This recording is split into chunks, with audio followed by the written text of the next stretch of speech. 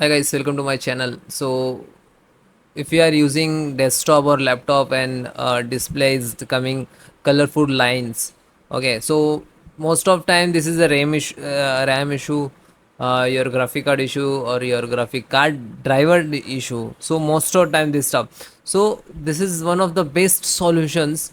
Forcefully turn off your system, okay, power off and then power on. Repeat this thing is 3 time, and 4 time.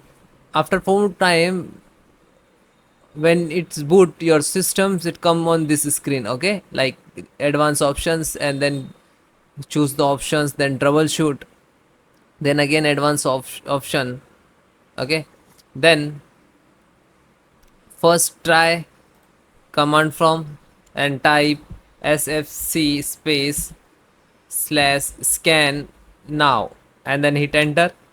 So this command use most of time, okay, so it will demanding will reboot, okay, so because I tried these things, that's why, so no worry about it.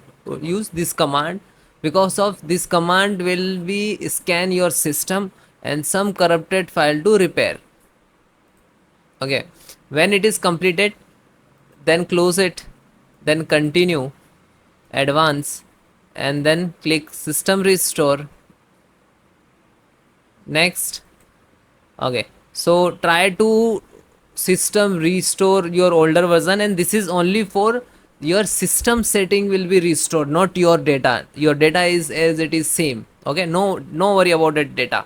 So your system, your Windows setting, that will be changed, okay. So then select this and then next, and then click to finish, and then click to yes, and after that it will prepare and utilizations, and it will then take some time, might be 10 to 15 minutes, and after that your system will be normal boot.